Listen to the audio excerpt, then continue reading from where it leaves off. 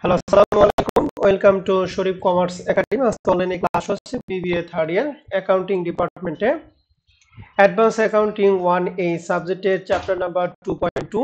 এই চ্যাপ্টার আজকে হচ্ছে আমাদের ফার্স্ট লেকচার। 2.2 চ্যাপ্টার হচ্ছে preparation of cash flow statement, নগদ প্রবাহ বিবরণী বিশ্লেষণ।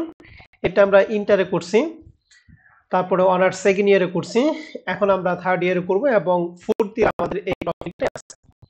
তো ক্যাশ ফ্লো স্টেটমেন্ট জাতীয় বিশ্ববিদ্যালয় যে সিলেবাস দিছে, এই সিলেবাস আলোকে টোটাল এই চ্যাপ্টারকে আমরা দুইটা ফরম্যাটে ভাগ করছি। আমরা ক্যাশ ফ্লো মেথড জানি দুইটা, একটা ইনডিরেক্ট মেথড আর একটা ডিরেক্ট মেথড। এর জন্য দুইটা মেথডকে দুইটা ফরম্যাটে আমরা ভাগ করছি। তো এই চ্যাপ্টার থেকে জাতীয় বিশ্ববিদ্যালয় 2015 থেকে 2016 পর্যন্ত যে প্রশ্নগুলো আছে তার একটা অ্যানালাইসিস দিছি। দেখতেছি যে এই ক্যাশ ফ্লো স্টেটমেন্ট থেকে 2015 সালে পার্সিতে একটা, 2016 সালে পার্ট বিতে একটা, 17 সালে পার্ট বি পার্ট সি দুইটা, 18 সালে পার্ট বি পার্ট সি দুইটা, 19 সালে পার্ট বি, 20 সালে পার্ট বি, 21 সালে পার্ট বি পার্ট সি, 22 সালে পার্ট বি পার্ট সি। তাহলে তোমরা পরীক্ষা দিবা 2023 সালেরটা এখানে আমি অ্যাড করা হয় নাই, 2023 সালেরটা আমি অ্যাড করে আমি তোমাদের গ্রুপে দিয়ে দিব। ঠিক আছে, তোমরা পরীক্ষা দিবা 2022 সালে, 2024 সালে পরীক্ষার্থী। তাহলে 2024 সালে পরীক্ষা হবে 2022 সালের। তো যেহেতু 2022 সালে এখানে দুইটা প্রশ্ন আছে, পার্ট বি এবং পার্ট সি দুইটা প্রশ্ন, তাহলে তোমরা যে 2024 সালে পরীক্ষা দিবা, 2024 সালে এখান থেকে পার্ট বি এবং পার্ট সিতে একটা একটা প্রশ্ন আসবে। অতএব এই চ্যাপ্টার আমাদের টার্গেট কি, পার্ট বি না পার্ট সি না দুইটাই?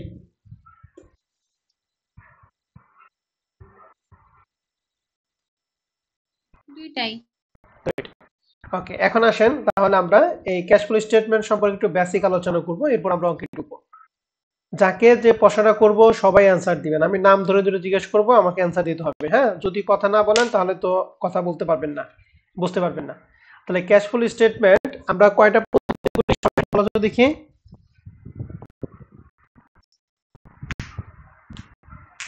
দুইটা, কি কি? Direct indirect. ডিরেক্ট মেথড আর ইনডিরেক্ট মেথড। এখন ডিরেক্ট মেথডে করি আর ইনডিরেক্ট মেথডে করি, প্রত্যেকটা মেথডের ধাপ হচ্ছে তিনটা। তাহলে ডিরেক্ট মেথডের ধাপও তিনটা, ইনডিরেক্ট মেথডের ধাপ কয়টা? তিনটা। এখন ধাপগুলি কি কি?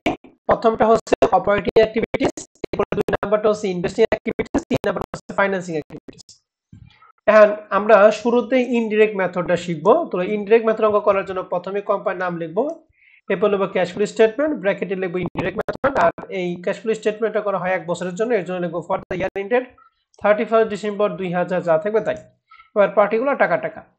এখন শুরুতেই আমরা এক নম্বর স্টেপ আলোচনা করব, সেটা হচ্ছে cash flow from operating activities, অর্থাৎ পরিচালনা কার্যক্রম হতে নিট মুনাফা আমরা বের করব। তো এই অপারেটিং অ্যাক্টিভিটিস এর মধ্যে আমাদের টোটাল 5টা আইটেম যাবে। এই 5টা আইটেম আমি একজনকে জিজ্ঞেস করব, সে তাকে বলতে হবে। 5টা আইটেম আমি যেভাবে পড়াবো আপনাকে ঠিক এভাবেই বলতে হবে। এর মধ্যে শুরুতেই আমরা এক নাম্বার আইটেম আমরা শিখব হচ্ছে নিট ইনকাম। নিট ইনকাম যদি বসে থাকে তাহলে সেটা যোগ করব, আর নিট লস যদি থাকে তাহলে সেটা বিয়োগ করব। এক নাম্বার আইটেমের পরে আমরা লিখব অ্যাডজাস্টমেন্ট, মানে কি সমন্বয়, অর্থাৎ এক নাম্বার পরে থেকে যেগুলো আসবে সেগুলো সবই সমন্বয় থেকে আসবে। তো অ্যাডজাস্টমেন্টের পর অ্যাডজাস্টমেন্ট লেখার পরে দুই নাম্বার আইটেম যেটা সেটা কি, ডিপ্রিসিয়েশন, অ্যামortization, ডিপ্লেনশন, অর্থাৎ অবশ্যই রিলেটেড যা আছে সবকিছু আমরা যোগ করব। তাহলে নেট ইনকাম হলে যোগ, নেট লস হলে কি করব বলো দেখি? বিয়োগ। আর সকল ধরনের ডিপ্রিসিয়েশন কি করব? যোগ করব। 3 নাম্বার লেখা আছে কারেন্ট অ্যাসেটস, অর্থাৎ চলতি সম্পত্তি ডিক্রিজ মানে কি, হ্রাস। ডিক্রিজ যদি হয় তাহলে যোগ করব, আর ইনক্রিজ হলে করব বিয়োগ। তাহলে কি বললাম, কারেন্ট অ্যাসেটের ব্যাপারটা বলো তো দেখি। কারেন্ট অ্যাসেট ডিক্রিজ হলে কি, যোগ, আর ইনক্রিজ হলে কি, বিয়োগ। এবার 4 নম্বরে কারেন্ট লায়াবিলিটি, এটা উল্টা, কারেন্ট অ্যাসেটের উল্টা। কারেন্ট লায়াবিলিটি ইনক্রিজ হলে যোগ, ডিক্রিজ হলে বিয়োগ। তাহলে 4টা আইটেম বললাম। এরপরে সর্বশেষ 5 নম্বর আইটেমটা লেখা আছে loss on sales of any fixed asset, অর্থাৎ যে কোনো ধরনের স্থায়ী সম্পত্তি বিক্রি করে যদি লস হয়, লস হলে আমরা যোগ করব, আর লাভ হলে আমরা বিয়োগ করব। এই যে অপারেটিং অ্যাক্টিভিটিস আমি যে 5টা সিরিয়াল কি লিখেছি 1 2 3 4 5টা, এই 5টা আইটেমের সবসময় কম আসবে কিন্তু কখনো বেশি আসবে না, সেটা যে কোনো অঙ্কই হোক। তাহলে এই পাঁচটা আইটেম আমি যার নাম বলবো সে আমাকে একটু বলে দিবে। একটু বলেন তো দেখি, এই যে কি এখানে কে কে আছে? ও নাই। এই যে ইসমাইল হোসেন শিশির, তুমি একটু এই যে পাঁচটা স্টেপ যা আছে পাঁচটা স্টেপ একটু বলো তো দেখি।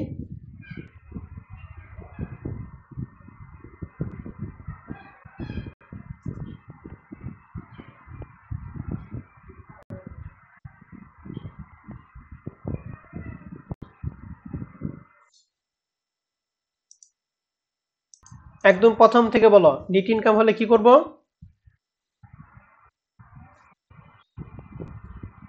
নেট ইনকাম হলে যোগ করব, আর নেট লস হলে বিয়োগ করব, আর অ্যাডজাস্টমেন্টে ডিপ্রিসিয়েশনে যোগ করব, তারপরে কারেন্ট অ্যাসেট যদি হ্রাস হয় তাহলে যোগ করব, আর বৃদ্ধি হলে মাইনাস করব, আর কারেন্ট লাইব্রেরিতে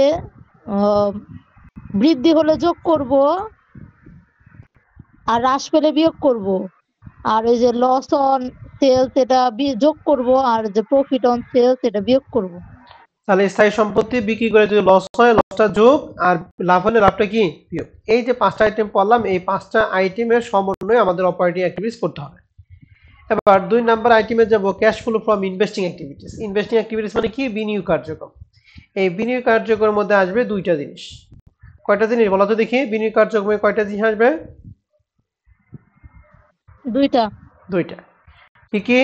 cash sales of any fixed asset, অর্থাৎ যে কোনো ধরনের স্থায়ী সম্পত্তি যদি বিক্রি করা হয়, নগদে বিক্রয়, তো বাকিতে না কিন্তু, নগদে যদি বিক্রি করা হয় তাহলে সেটা যোগ করব, আর যদি স্থায়ী সম্পত্তি নগদে ক্রয় করা হয় তাহলে সেটা আমরা কি করব? বিয়োগ করব। তাহলে ইনভেস্টিং অ্যাক্টিভিটিস আসবে শুধুমাত্র কি? স্থায়ী সম্পত্তি। ক্রয় করলে কি? ক্রয় করলে যোগ করব, ধ্যাৎ, না ক্রয় করলে বিয়োগ করব, আর বিক্রয় করলে যোগ। 3 নাম্বারটা লেখা আছে cash flow from financing activities. তাহলে ফাইন্যান্সিং অ্যাক্টিভিটিস এর মধ্যে আমাদের আসবে দুইটা জিনিস। প্রথমটা ডিভিডেন্ড বা ড্রয়িং সবসময় আমরা বিয়োগ করি, আর এই 2 এবং 3 দুইটা মিলে আমরা একটাই পড়বো। 2 এবং 3 এ যাবে হচ্ছে দীর্ঘমেয়াদী দায়। দীর্ঘমেয়াদী দায়গুলি কি কি? শেয়ার, স্টক, বন্ড, ডিবেঞ্চার এবং কি ট্রেজারি স্টক। এই সবই হচ্ছে দীর্ঘমেয়াদী দায়। এই মনে রাখবেন, দীর্ঘমেয়াদী দায় যদি বৃদ্ধি পায় তাহলে যোগ, আর দীর্ঘমেয়াদী দায় যদি হ্রাস পায় তাহলে বিয়োগ। ঠিক আছে? তা ফাইন্যান্সিং অ্যাক্টিভিটিস এর মধ্যে কয়টা জিনিস যাবে? দুইটা। ডিভিডেন্ড বা ড্রয়িং সবসময় কি করব? বিয়োগ করব। আর দীর্ঘমেয়াদী দায় যদি বৃদ্ধি পায় তাহলে যোগ, হ্রাস পেলে কি? বিয়োগ করব। বিয়োগ। তাহলে দেখেন, ফাইন্যান্সিং অ্যাক্টিভিটিসে পড়লাম দুইটা, ইনভেস্টিং অ্যাক্টিভিটিসে পড়লাম দুইটা, আর অপারেটিং অ্যাক্টিভিটিসে পড়ছি হচ্ছে পাঁচটা। তাহলে 5 2 2 টোটাল 9টা আইটেম। এই 9টা আইটেম যদি আমরা ভালো করে পড়ি তাহলে ক্যাশ ফ্লো স্টেটমেন্ট আমাদের শেষ। তাহলে আমার সাথে সাথে আবার একটু পড়েন। ক্যাশ ফ্লো স্টেটমেন্ট আমরা কয়টা স্টেপে করি? দুইটা। দুইটা স্টেপে না? থাপড়ে ক্লাস টিপে করে দিন। তিনটা। তিনটা। কি কি? Cash flow from operating activities, cash flow from investing activities, cash flow from financing activities. ওকে। এবার অপারেটিং অ্যাক্টিভিটিস আইটেম হচ্ছে 5টা। বলো তো দেখি কি কি? Net income হলে যোগ, net loss হলে বিয়োগ, depreciation সবসময় যোগ, কারেন্ট অ্যাসেট বৃদ্ধি পাইলে বিয়োগ আর হ্রাস পাইলে যোগ, আর কারেন্ট লায়াবিলিটিস বৃদ্ধি পাইলে যোগ, হ্রাস পাইলে বিয়োগ, loss on sales of any fixed asset যোগ, আর প্রফিট অন সেলস অফ স্থায়ী সম্পত্তি বিক্রি করে যদি লাভ হয় লাভটা হচ্ছে বিয়োগ, আর লস হয় লসটা কি? যোগ। এবার 2 নাম্বার স্টেপ হচ্ছে ইনভেস্টিং অ্যাক্টিভিটিস। এখানে দুইটা জিনিস যায়, শিখতে বলো দুইটা জিনিস কি কি? ক্যাশ সেলস অফ এনি বাংলায় কও, ফিক্সড অ্যাসেট, ইংলিশে যদি সমস্যা বাংলায় বলো, সহজ কথা বলো। স্থায়ী সম্পত্তি নগদে বিক্রয় কি? নগদে বিক্রয় যোগ, আর নগদে ক্রয় কি? বিয়োগ। বিয়োগ। শেষ। এইটুকু মনে রাখলে শেষ, আর কিছু লাগবে না। আর ফাইন্যান্সিং অ্যাক্টিভিটিসে দুইটা, ডিভিডেন্ড বা ড্রয়িং সবসময় বিয়োগ করব, আর দীর্ঘমেয়াদী দায় যদি বৃদ্ধি পায় তাহলে যোগ, আর হ্রাস পেলে কি? বিয়োগ এই সবগুলো যোগ বিয়োগ করার পর আমাদের টাকাটা যদি পজিটিভ হয় তাহলে লিখব net increase during the year, যদি নেগেটিভ তাহলে net cash decrease during the year. এর সাথে আমরা ওপেনিং ক্যাশ ব্যালেন্স যোগ করে আমরা এন্ডিং ক্যাশ বের করব। এই এন্ডিং ক্যাশ ব্যালেন্সটা যা বের হবে এবং আমাদের প্রশ্নের মধ্যে একটা এন্ডিং ক্যাশ ব্যালেন্স দেওয়া থাকবে, প্রশ্নের এন্ডিং ক্যাশ ব্যালেন্স আর আমাদের প্রশ্নের এই যে অ্যানসার করে যে এন্ডিং ক্যাশ ব্যালেন্সটা পাবো, এই দুইটা সবসময় সমান হবে। যদি সমান হয় তাহলে ক্যাশ ফ্লো স্টেটমেন্ট আপনার ওকে, আর যদি সমান না হয় তাহলে ক্যাশ ফ্লো স্টেটমেন্টের মধ্যে কি আছে, গন্ডগোল আছে। কথা ক্লিয়ার? জি স্যার। ওকে, এবার আসেন আমরা তাহলে একটুখানি করি, কি বলে, এখানে ক্যাশ ফ্লো স্টেটমেন্টের মধ্যে কিছু আইটেম আছে যে ওয়ার্কিং করে বের করতে হয়। এরকম আইটেমগুলো একটু সূত্রগুলি দেখি। শুরুতে আমাদের যে সূত্রটা ইম্পর্টেন্ট সেটা হচ্ছে ডিপ্রিসিয়েশন। এই ডিপ্রিসিয়েশন যদি পরীক্ষা হলে প্রশ্নে যদি থাকে আলহামদুলিল্লাহ, যদি না থাকে তাহলে এই সূত্রের মাধ্যমে আমাকে অবশ্যই বের করে নিতে হবে। তাহলে ডিপ্রিসিয়েশন এক্সপেন্সের সূত্র কি, closing assets closing accumulated depreciation minus opening accumulated depreciation plus cost price minus হচ্ছে বুক ভ্যালু। তাহলে ডিপ্রিসিয়েশন এক্সপেন্সের সূত্র কি, closing accumulated depreciation minus opening accumulated depreciation plus cost price minus কি বুক ভ্যালু। Book value. তাহলে এই সূত্রটা কিন্তু খুবই খুবই খুবই ইম্পর্টেন্ট, কারণ ডিপ্রিসিয়েশনে প্রায় প্রত্যেক অঙ্ক করার ক্ষেত্রে লাগে। যদি না থাকে অবশ্যই আমরা এটা বের করে দেব। এরপরে 2 নাম্বারটা আছে পারচেজ অফ অ্যাসেট, অর্থাৎ স্থায়ী সম্পত্তি যদি ক্রয় করা হয় তাহলে পারচেজ অফ অ্যাসেট বের করার সূত্র কি, ক্লোজিং অ্যাসেট থেকে ওপেনিং অ্যাসেট বিয়োগ করব প্লাস কস্ট প্রাইস। পারচেজ অ্যাসেটের পরেও যদি সেলস অফ অ্যাসেট বের করা লাগে তাহলে সেলস এর ক্ষেত্রে ওপেনিং আগে, তাহলে opening asset minus closing plus কি পারচেজ। আর সবচেয়ে ইম্পর্টেন্ট যেটা ওগুলোর পরে প্রফিট আর এখানে ডিভিডেন্ড বা ড্রয়িং। তাহলে প্রফিটটা বের করার সূত্র, এটা খুব ইম্পর্টেন্ট সূত্র। প্রথমে ইম্পর্টেন্ট হচ্ছে ডিপ্রিসিয়েশন, এরপর ইম্পর্টেন্ট হচ্ছে প্রফিট। তাহলে প্রফিটের সূত্র হচ্ছে এখানে দুইটা সূত্র, যখন ক্যাপিটাল থাকবে তখন একরকম সূত্র, যখন রিটেন আর্নিং থাকবে তখন একরকম সূত্র। যদি ক্যাপিটাল থাকে তাহলে সূত্র হচ্ছে closing capital minus opening capital plus dividend. আর যদি রিটেন আর্নিং থাকে প্রশ্নে তাহলে closing retained earning minus opening retained earning plus হচ্ছে ড্রয়িং। ঠিক আছে, দুইটার যে কোনো একটা সূত্র আমাদের অ্যাপ্লাই করতে হবে, সেটা প্রশ্নের মানের উপর ডিপেন্ড করবে। বুঝতে পারছি? জি স্যার। তাহলে এটা হলো প্রফিট, শুধু প্রফিট। আর ওই যে আমরা 1 নাম্বার অপারেটিং অ্যাক্টিভিটিজে 5 নম্বর আইটেমে যে দিছি যে loss on sales of any fixed asset অথবা profit on sales of any fixed asset, স্থায়ী সম্পত্তি বিক্রয়জনিত লাভ বা লস। এই বিক্রয়জনিত লাভ বা লস বের করব দুইটা জিনিসের সাথে কম্পেয়ার করে, বুক ভ্যালুর সাথে সেলস ভ্যালু কম্পেয়ার করে। মনে রাখবেন বুক ভ্যালুর সাথে সেলস ভ্যালু কম্পেয়ার করব। যদি সেলস ভ্যালু বড় হয় তাহলে হচ্ছে প্রফিট, আর সেলস ভ্যালু যদি কম হয় তাহলে হচ্ছে লস। মনে থাকবে? সেলস ভ্যালু বেশি হলে কি হবে?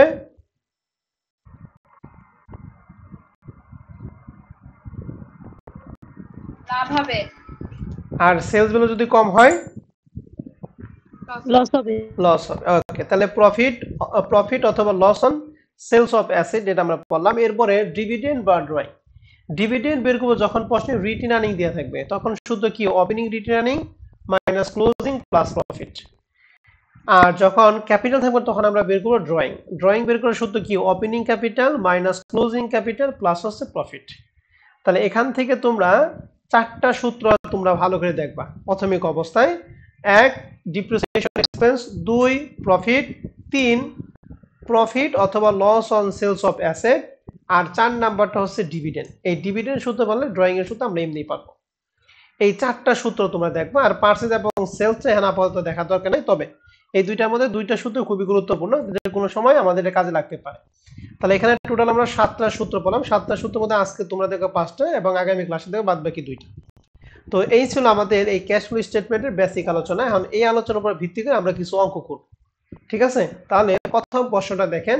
এটা 2020 সালে আপনাদের অ্যাকাউন্টিং ডিপার্টমেন্ট ছিল। প্রশ্ন বলছে from the following data calculate the cash flow from operating activities using indirect method। Indirect method ব্যবহার করে আমাদের অপারেটিং অ্যাক্টিভিটিস করতে বলছে। তাহলে এটা শুধুমাত্র অপারেটিং অ্যাক্টিভিটিস করতে বলছে, অর্থাৎ 3টা পার্টের মধ্যে একটা পার্ট আছে, এই জন্য এটা পার্ট বি এর একটা অঙ্ক। তাহলে অপারেটিং অ্যাক্টিভিটিস এর মধ্যে আমরা কয়টা আইটেম দিছি বলতো, কয়টা আইটেম পড়ছিলাম আমরা? 5টা। বলো এই 5টা কি মুখস্থ বলতে পারবে এখন? জি স্যার। বলো। জি স্যার। নিট ইনকাম থাকলে যোগ হবে, নিট লস হইলে বিয়োগ হবে, ডিপ্রিসিয়েশন যোগ, আর হচ্ছে কারেন্ট অ্যাসেটস বৃদ্ধি পাইলে বিয়োগ হবে, হ্রাস পাইলে যোগ হবে, কারেন্ট লায়াবিলিটিস বৃদ্ধি পাইলে যোগ, হ্রাস পাইলে বিয়োগ, আর হচ্ছে স্থায়ী সম্পত্তি বিক্রয়জনিত লাভ হইলে বিয়োগ, স্থায়ী সম্পত্তি বিক্রয়জনিত লস হইলে যোগ। গুড, ধন্যবাদ। তাহলে এই অনুযায়ী আমাকে বলেন তো ঠিক প্রথমে লেখা আছে নিট ইনকাম 50, এটা কি যোগ করব না বিয়োগ করব? যোগ করব। যোগ। তাহলে আমরা প্রথমে দেখেন নিট ইনকাম দিছি 50,000 টাকা। নিট ইনকামের পর আমরা লিখি কি অ্যাডজাস্টমেন্ট নাকি? জি স্যার। এইজন্য এখানে লিখছি অ্যাডজাস্টমেন্ট। এখন আসেন প্রথমে লেখা আছে ডিপ্রিসিয়েশন 7, ডিপ্রিসিয়েশন রিলেটেড যা আছে সবকিছু আমরা কি করি? যোগ করি। তাহলে 7,000 টাকা করব যোগ। ওপেনিং কারেন্ট অ্যাসেট দিয়ে আছে 15, ক্লোজিং কারেন্ট অ্যাসেট দিয়ে আছে 20। তাহলে বছরের শুরুতে ছিল 15,000, বছর শেষ হয়ে গেছে 20। তাহলে 5,000 টাকা কি বাড়ছে না কমছে?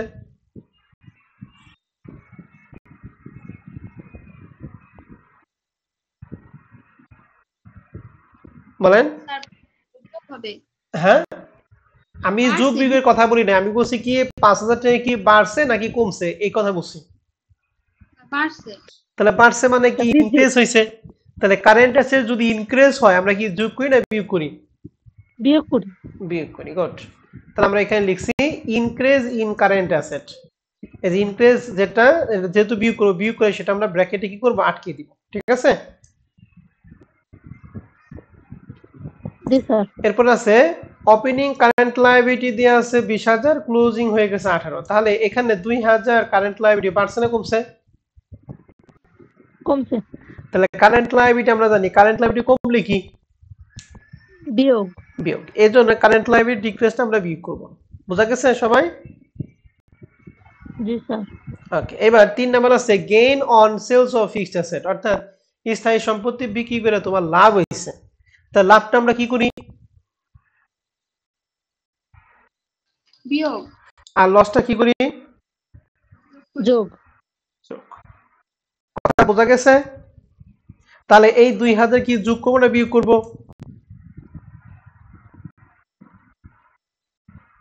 বিয়োগ করব। কি করব? বিয়োগ করব। গুড। আর গুডউইল রিটেন অফ, এই রিটেন অফ কথা মানে হচ্ছে অবচয় বা অবলোপন। তাহলে গুডউইল যেহেতু ইনটেনজিবল অ্যাসেট এজন্য এটা অবলোপন হবে। তাহলে এই অবলোপন অবচয় সবকিছু আমরা কি করি বলো দেখি?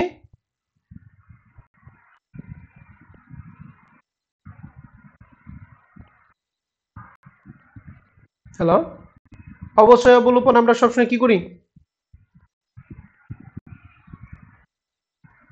যোগ করি। যোগ করি। তাহলে এটা বলতে এত সময় লাগলে কাজ হইব? তাহলে গুডউইল রিটার্ন অফ 500 টাকা, এটা কি যোগ করব না বিয়োগ করব? যোগ করব। ওকে, তাহলে আমরা এখানে এই দেখো গুডউইল রিটার্ন অফ 500 টাকা যোগ করছে। তাহলে এই 50,000 সাথে 7,000 যোগ, 5,000 বিয়োগ, 2,000 বিয়োগ, 2,000 বিয়োগ এবং 500 টাকা যোগ, এই সব কিছু যোগ বিয়োগ করে হয়েছে 48,500 টাকা। এটা প্লাসের, যেহেতু প্লাসের এই জন্য লেখা হয়েছে net cash provided by operating activities. আর যেটা মাইনাস হতো তাহলে প্রোভাইডেড এর পরিবর্তে আমরা লিখবো ইউজড। মনে থাকবে? জি স্যার। কথা ক্লিয়ার? জি স্যার।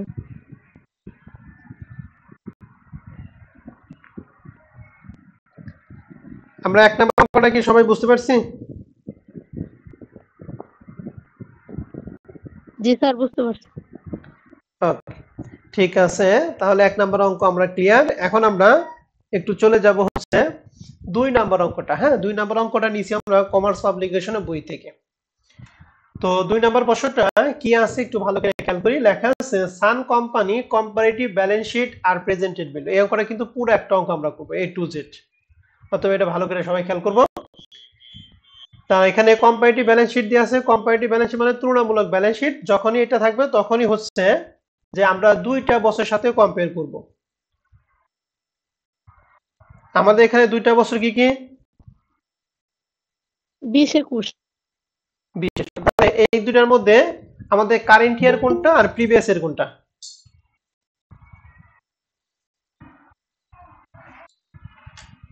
কারেন্ট ইয়ার হচ্ছে 21 আর প্রিভিয়াস ইয়ার হচ্ছে 20।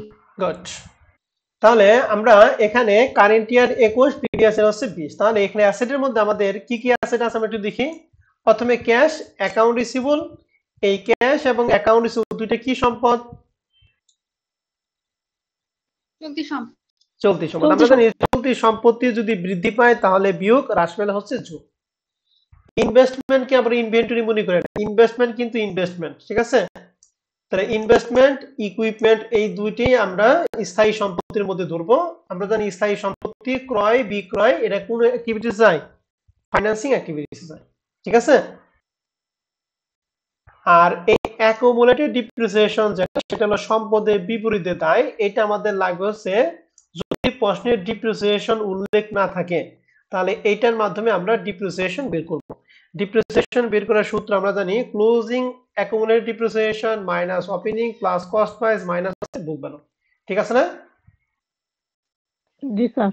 তাহলে এই অ্যাসেট পাশে যে চারটা আইটেম আছে, চারটা আইটেমের মধ্যে বলেন ক্যাশ এবং অ্যাকাউন্ট রিসিভ দুটো কি সম্পদ? Current asset. ইনভেস্টমেন্ট ইকুইপমেন্ট দুইটাই ফিক্সড অ্যাসেটের মধ্যে ধরবো আমরা। আর অ্যাকুমুলেটেড ডিপ্রিসিয়েশন সম্পদের বিপরীতে কি দায়? এন্ড তাই পাশের মধ্যে বলেন যদি কি অ্যাকাউন্টস পেয়েবল কি? চলতি দায়। বন্ডস পেয়েবল কমন স্টক দুইটাই কি? দীর্ঘমেয়াদী দায়। দীর্ঘমেয়াদী দায়। আর রিটেনারিং কি? মালিকানা সত্ত্ব। রিটেনারিং কি বলেন দেখি? মালিকানা সত্ত্ব। তাহলে শুরুতে এই অঙ্ক দেখে আপনাকে দায় পাশে কি কি দায় আছে, সম্পদ পাশে কি কি সম্পদ আছে এটাকে আইডেন্টিফাই করতে হবে, এরপর অঙ্ক শুরু করতে হবে। এখন আমরা সমন্বয়গুলি সবটাকে পড়বো, এরপর আমরা শুরু থেকে অঙ্ক শুরু করব। প্রথমে লেখা আছে নিট ইনকাম 18,300। বলেন তো নিট ইনকাম কোন অ্যাক্টিভিটিসে যায় এবং কি হয়? অপারেটিং অ্যাক্টিভিটিসে যোগ। ডিভিডেন্ড ডিক্লেয়ার এন্ড পেইড 16,400 এটা কোনটার মধ্যে যাবে এবং কি হবে? ফাইন্যান্সিং অ্যাক্টিভিটিসে যাবে, বিয়োগ হবে। ফাইন্যান্সিং অ্যাক্টিভিটিসে যাবে, বিয়োগ হবে। গুড। এবার এই তিনটা সমন্বয়ের মধ্যে সবচেয়ে ইম্পর্টেন্ট সমন্বয় হচ্ছে 2 নাম্বার। এই 2 নাম্বার সমন্বয় যদি আপনি ভালো করে বুঝেন তাহলে মনে করবেন হ্যাঁ আপনি অঙ্কটা বুঝতে পারছেন। অতএব 2 নাম্বার সমন্বয়টা ভালো করে সবাই খেয়াল করুন। লেখা আছে ইকুইপমেন্ট হুইচ কস্ট টাকা 10,000 টাকা। ইকুইপমেন্ট হুইচ কস্ট টাকা হচ্ছে 10,000, অর্থাৎ ইকুইপমেন্টের ক্রয় মূল্য ছিল 10,000 and had accumulated depreciation of টাকা 1200 টাকা was sold for টাকা 3,300। তাহলে প্রশ্ন হচ্ছে যে ইকুইপমেন্টের ক্রয় মূল্য ছিল 10,000, এর মধ্যে আমাদের অ্যাকুমুলেটেড ডিপ্রিসিয়েশন বা 1200 টাকা হয়ে গেছে। তাহলে এই ইকুইপমেন্টের বুক ভ্যালু কত হয়? 10,000 মধ্যে 1200 টাকা ডিপ্রিসিয়েশন হয়ে গেছে। তাহলে এখন এই ইকুইপমেন্টের বুক ভ্যালু কত? 10,000 থেকে 1200 বাদ দিব। হ্যাঁ, ক্যালকুলেটর আছে? 10,000 থেকে 1200 বাদ দিয়ে থাকে 8,800 টাকা। তাহলে 8,800 টাকা হচ্ছে ইকুইপমেন্টের কি বুক ভ্যালু। যে ইকুইপমেন্টের বুক ভ্যালু 8,800 যেটা কিনা বিক্রি করছে কত টাকা? 3,300 টাকা। তাহলে বলো তো দেখি বিক্রয় মূল্য কম না বেশি? কম। কম। বিক্রয় মূল্য কম তাহলে কি লাভ হয় না লস হয়? লস। তাহলে লস হলো 8,800 এবং 3,300 টাকা যে পার্থক্যটা সেটা হচ্ছে লস। আমার কথা কি বুঝতে পারছি? তাহলে 2 নাম্বার সময়টা আমি আবার বলতেছি ইকুইপমেন্টের ক্রয় মূল্য ছিল 10,000 টাকা, এর মধ্যে অ্যাকুমুলেটেড ডিপ্রিসিয়েশন হয়ে গেছে 1200। তাহলে অ্যাকচুয়ালি ইকুইপমেন্টের বুক ভ্যালু হচ্ছে 8,800 যেটা কিনা বিক্রি করছে 3,300 টাকা। তাহলে 8,800 টাকা জিনিস বিক্রি করছে 3,300 টাকা, তাহলে লস হয়েছে বাদ বাকিটুকু। এরপরে আমাদের 3 নাম্বার যেটা বলা আছে সেটা বলছে all other change in non current account balance had a direct effect on cash flow except the change in accumulated depreciation. এখানে বলছে যে নন কারেন্ট অ্যাকাউন্ট। নন কারেন্ট অ্যাকাউন্ট মানে কারেন্ট অ্যাকাউন্ট বাদে বাদ বাকি সবগুলো। তাহলে কারেন্ট অ্যাকাউন্ট আমাদের প্রশ্নে ছিল 2টা, তাহলে ক্যাশ এবং অ্যাকাউন্ট ছিল বাদে বাদ বাকি সবগুলো। এগুলো হচ্ছে বলছে যে direct effect on cash flow, cash ফ্লোতে ডিরেক্ট ইফেক্ট করবে এক্সেপ্ট চেঞ্জ ইন অ্যাকাউন্ট এই অ্যাকুমুলেটেড ডিপ্রিসিয়েশন, শুধুমাত্র এই অ্যাকুমুলেটেড ডিপ্রিসিয়েশন বাদে। তার মানে দায় পাশে আমাদের 3টা জিনিস বাদ হয়ে গেল, 2টা চলতি সম্পত্তি আর এই অ্যাকুমুলেটেড, এই 3টা বাদে বাদ বাকি যা আছে সবকিছু ক্যাশ ফ্লোর মধ্যে কি ডিরেক্ট ইফেক্ট করবে। এইটুকু কথা বলা থাক অথবা না থাক, বলা থাকলেও আমরা যে কাজ করবো, বলা না থাকলেও আমরা কি কাজ করবো? সেম কাজ করবো, ঠিক আছে? আমরা শুরু থেকে শুরু করবো। তাহলে শুরুতেই আমরা ক্যাশ ফ্লো স্টেটমেন্ট শুরু করি কোন স্টেপ দিয়ে বলো তো দেখি? অপারেটিং।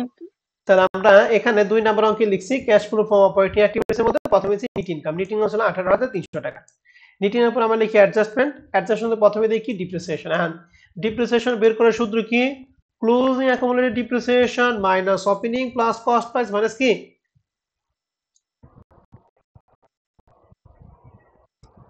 বলেন, ডিপ্রিসিয়েশন বের করার সূত্রটা বলেন।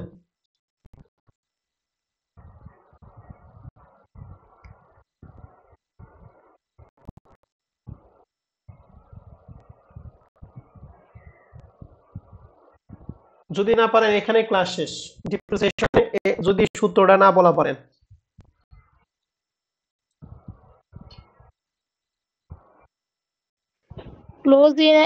closing accumulated depreciation minus opening plus cost price minus book value। তাহলে 14000 এবং 10000 এই দুইটার মধ্যে ক্লোজিং কোনটা? closing 14000 আর ওপেনিং 10000 প্লাস কস্ট প্রাইস। দেখো ইকুইপমেন্টের কস্টিং ছিল, বুক প্রাইস গুলো ছিল 10000, কিন্তু এই 10000 এর মধ্যে আমাদের ডিপ্রিসিয়েশন কত হয়ে গেছে? বলো 1200। তাহলে আমাদের ডিপ্রিসিয়েশনের ক্ষেত্রে কস্ট প্রাইস হচ্ছে 1200 টাকা। আর বুক ভ্যালু আমাদের বুক ভ্যালু না। এখন বলতে পারেন যে স্যার 10000 থেকে 1200 বাদ দিয়ে যে বুক ভ্যালু সেটাই হলো বুক ভ্যালু। এই 10000 থেকে 1200 বাদ দিলে যেটা থাকে সেটা হলো সম্পত্তির বুক ভ্যালু। আর আমরা এখন করতেছি কি? ডিপ্রিসিয়েশন। ঠিক আছে? অতএব 8800 টাকা আসবে না। তাহলে আমাদের 14000 থেকে 10000 টাকা বাদ প্লাস কস্ট প্রাইস 1200 টাকা আর বুক ভ্যালু নাই, এই জন্য বুক ভ্যালু কি? 0। তাহলে যোগ বিয়োগ করে মান বের করব 5200 টাকা। তাহলে ডিপ্রিসিয়েশনটা আমরা যোগ করি 5200 টাকা। এরপরে ডিপ্রিসিয়েশনের পরে আমাদের চলতি সম্পত্তি। তাহলে আমাদের বলতে এখানে কারেন্ট অ্যাসেট কয়টা?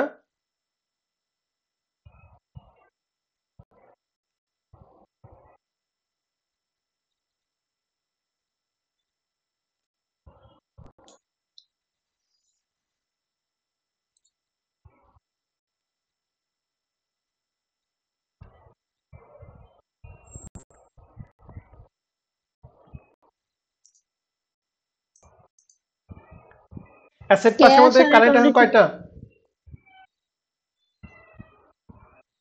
ক্যাশ আর অ্যাকাউন্ট রিসিভেবল দুইটা। ক্যাশ এবং অ্যাকাউন্ট রিসিভেবল দুইটা কারেন্ট আছে। আমরা জানি কারেন্ট অ্যাসেট বৃদ্ধি পেলে কি বিয়োগ আর হ্রাস পেলে কি যোগ। কারণ ক্যাশ বাদে অন্যান্য কারেন্ট অ্যাসেট, তাহলে ক্যাশ বাদে চলতি সম্পত্তি কয়টা আছে? একটাই, সেটা কি? Account receivable. কারণ অ্যাকাউন্ট রিসিভেবল 2020 সালে ছিল 22300 টাকা আর 2021 সালে হয়েছে 25200 টাকা। তাহলে অ্যাকাউন্ট রিসিভেবল কি বাড়ছে না কমছে? বাড়ছে। তাহলে বাড়লে আমরা কি করি? যোগ করি না বিয়োগ করি? বিয়োগ করি। তাহলে আমরা এখানে লিখছি ইনক্রিজ ইন অ্যাকাউন্ট রিসিভেবল, দুইটার বিয়োগফল ছিল 2900 টাকা। ঠিক আছে? জি ভাইয়া। ওকে, এবার আসি কারেন্ট অ্যাসেটের কালার পাস শেষ। এবার আমরা কারেন্ট লাইব্রেরি পাশে চলে যাব। কারেন্ট লাইব্রেরি কয়টা আমাদের অঙ্কে? হ্যালো, একটা account payable. Accounts payable. Okay, তাহলে 2020 সালে ছিল 11100 টাকা আর 2021 সালে হচ্ছে 14600 টাকা। তাহলে এখানে বাড়ছে। আমরা জানি চলতি দায় মানে কারেন্ট লায়াবিলিটি যদি বৃদ্ধি পায় যোগ না বিয়োগ হয়? বৃদ্ধি পেলে যোগ। তাহলে এখানে লিখছি ইনক্রিজ ইন অ্যাকাউন্টস পেয়েবল 3300 টাকা। তাহলে আমাদের চলতি সম্পদের সাথে চলতি দায়ের সাথে। এখন আমাদের দেখতে হবে স্থায়ী সম্পত্তি বিক্রি করে লাভ হয়েছে না লস হয়েছে। আমরা 2 নাম্বার সমানে দিয়েছিলাম ক্রয় মূল্য ছিল 10000 টাকা, এর মধ্যে অ্যাকুমুলেটেড ডিপ্রিসিয়েশন ছিল 1200 টাকা। তাহলে 10000 থেকে 1200 বাদ দিয়ে আমাদের বুক ভ্যালু বের করেছিলাম 8800 টাকা। এই 8800 টাকা জিনিস 3300 টাকা বিক্রি করছে। তাহলে লাভ হয়েছে না লস হয়েছে বলো তো দেখি? লস 5500। তাহলে লসটা আমরা লিখছি loss on sales of equipment 5500 টাকা। লসটা আমরা কি করি? যোগ করি। আর যদি লাভ হতো লাভটা কি করতাম? বিয়োগ। এখন এই 18300 সাথে 5200 যোগ 2900 টাকা বিয়োগ 3300 টাকা যোগ 5500 টাকা যোগ, এই সবগুলো যোগ বিয়োগ করে দেখতেছি 29600 টাকা আছে প্লাসের। যেহেতু এটা প্লাসের এই জন্য লেখা আছে নিট ক্যাশ প্রোভাইডেড বাই কোন অ্যাক্টিভিটিস করলাম? Operating activities. আর এটা যদি নেগেটিভ হইতো তাহলে এখানে প্রোভাইডের পরিবর্তে লিখতাম কি? ইউজড। ঠিক আছে? জি স্যার। তাহলে অপারেটিং অ্যাক্টিভিটিস ক্লিয়ার? জি স্যার। এবার আমরা চলে যাব ইনভেস্টিং অ্যাক্টিভিটিস। ইনভেস্টিং অ্যাক্টিভিটিসে আসে দুইটা জিনিস, স্থায়ী সম্পত্তি ক্রয় এবং স্থায়ী সম্পত্তি কি বিক্রয়। স্থায়ী সম্পত্তি ক্রয় এবং স্থায়ী সম্পত্তি কি বিক্রয়, নগদে না বাকিতে? নগদে। নগদে। তাহলে এখন আসেন আমাদের বলেন তো দেখি এই প্রশ্নের মধ্যে স্থায়ী সম্পত্তি কয়টা আছে?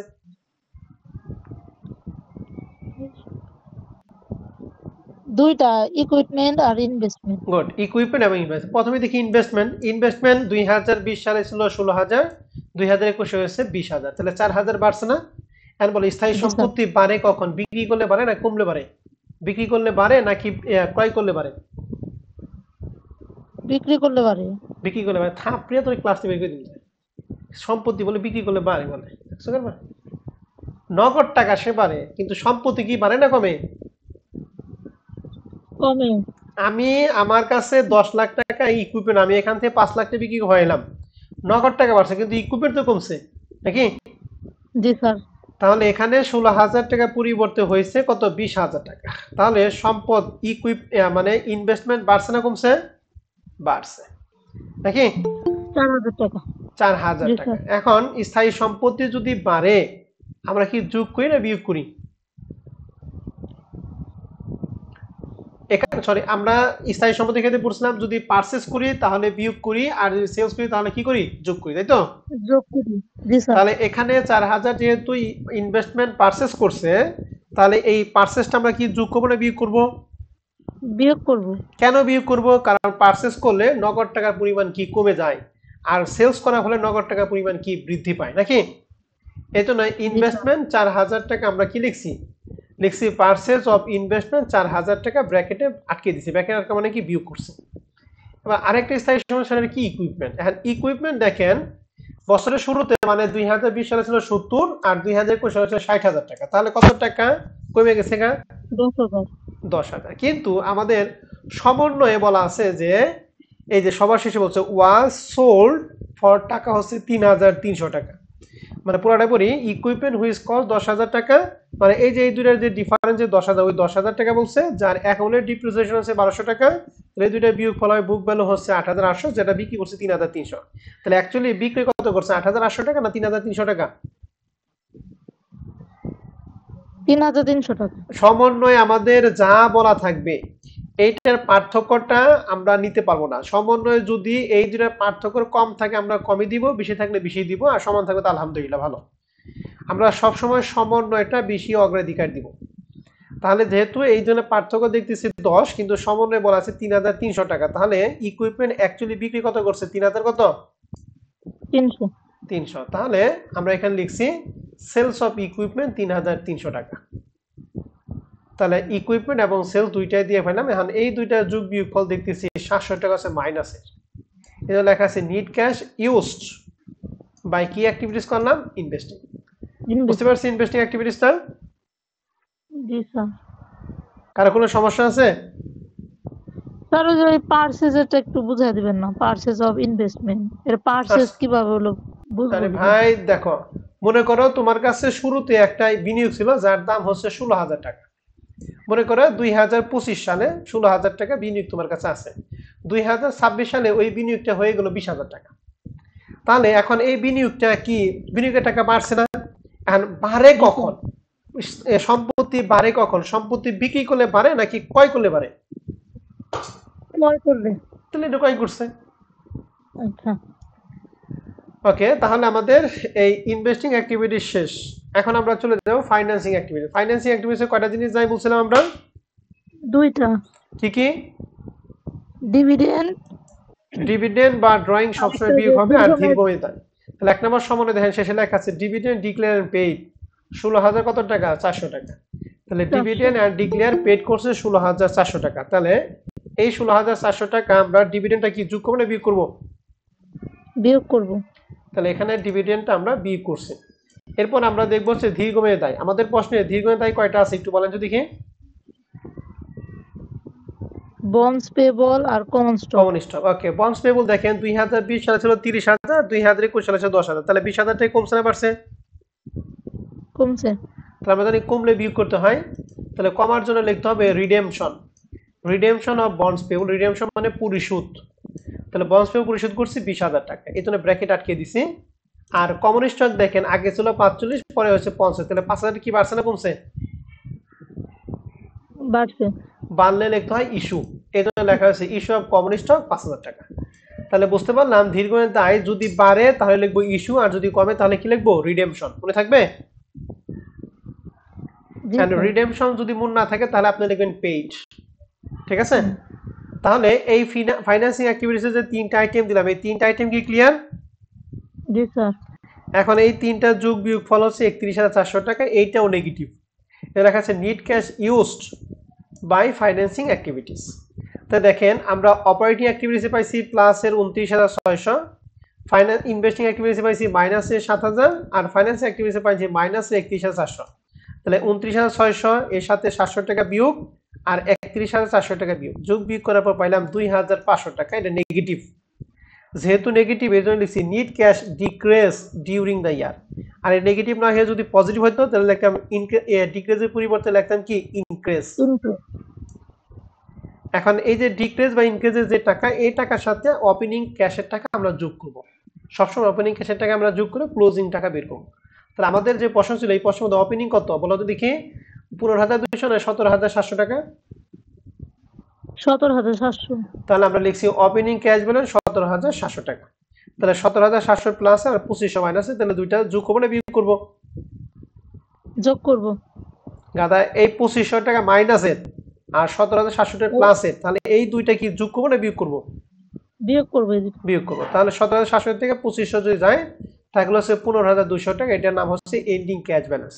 তাহলে আমাদের প্রশ্নে যে এন্ডিং ক্যাশ ব্যালেন্স 15,200 টাকা আছে, এই সেম টাকাটা আমাদের দেখতে হবে ক্লোজিং ক্যাশ ব্যালেন্সের টাকা সমান আছে কিনা।